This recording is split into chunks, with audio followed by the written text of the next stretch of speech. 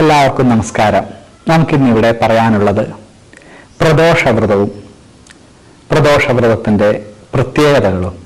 പ്രദോഷവ്രതം ഏത് ദേവനെ പൂജിക്കാൻ വേണ്ടി അല്ലെ പ്രാർത്ഥിക്കാൻ വേണ്ടിയിട്ടാണ് ഉള്ളത്, പ്രദോഷവ്രതം എടുത്താലുള്ള ഗുണങ്ങൾ എന്തൊക്കെയാണ് എന്നീ കാര്യങ്ങൾ നമുക്കൊന്ന് നോക്കാം. പ്രദോഷവ്രതത്തിൻ്റെ പ്രത്യേകത തന്നെ ദോഷങ്ങൾ അകറ്റുവാനുള്ള വ്രതമാണ് പ്രദോഷവ്രതം.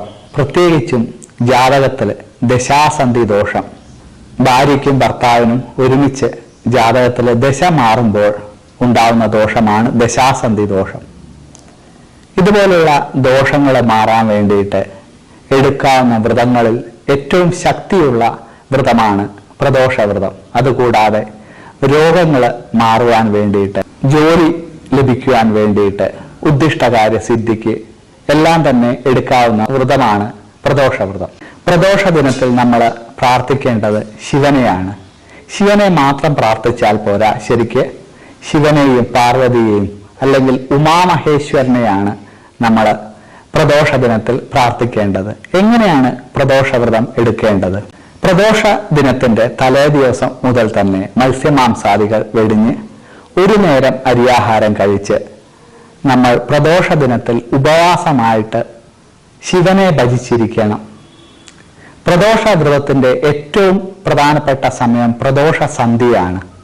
പ്രദോഷ സന്ധ്യാസമയത്ത് ശിവനെയും പാർവതിയെയും തൊഴുത് ശിവഭഗവാന്റെയും പാർവതീദേവിയുടെയും നാമം ജപിച്ചിരിക്കുകയും ഭസ്മം നനച്ച് കുറിയിടുകയും ചെയ്യുന്നത് പ്രദോഷ ദിനത്തിന്റെ പ്രത്യേകതയാണ്. ശിവൻ ഉമയോടുകൂടെ ഇരിക്കുന്ന സമയമാണ് പ്രദോഷ സന്ധ്യ എന്നും പറഞ്ഞു കേട്ടിട്ടുണ്ട്. പല ശിവാലയങ്ങളിലും പ്രദോഷ സന്ധ്യയ്ക്ക് വിശേഷ പൂജകൾ പതിവുണ്ട്. കൂടാതെ പ്രദോഷ പായസം നിവേദ്യമായിട്ടും കഴിക്കും. പ്രദോഷ ദിനത്തിൽ ഉപവാസമായിട്ടിരുന്ന് പ്രദോഷ സന്ധ്യയ്ക്ക് നിവേദിച്ച പായസമോ അല്ലെങ്കിൽ പ്രദോഷ പൂജ കഴിഞ്ഞിട്ടുള്ള പ്രസാദം സേവിച്ചിട്ടോ നമുക്ക് വ്രതം മുഴുവനാക്കാം.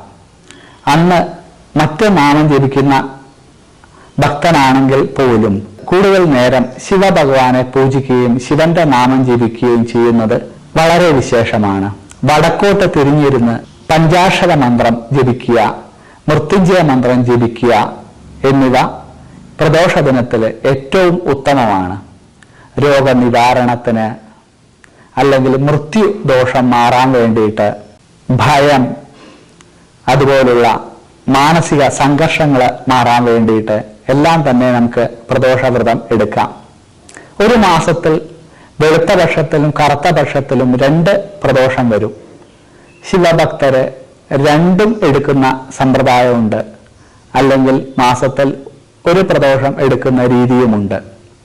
ചില ഭക്തർക്ക് ഉപവാസം എന്നുള്ളത് ആരോഗ്യ പ്രശ്നങ്ങൾ ഒക്കെ ഉണ്ടാക്കുന്നത് കണ്ടിട്ടുണ്ട്. അങ്ങനെയാണെങ്കിൽ പഴമോ ഇളനീരോ അങ്ങനെ എന്തെങ്കിലുമൊക്കെ അല്പാഹാരം കഴിച്ചിട്ടും വ്രതം എടുക്കാം. അത് ഓരോരുത്തരുടെയും കഴിവിനനുസരിച്ച് ചെയ്യാം.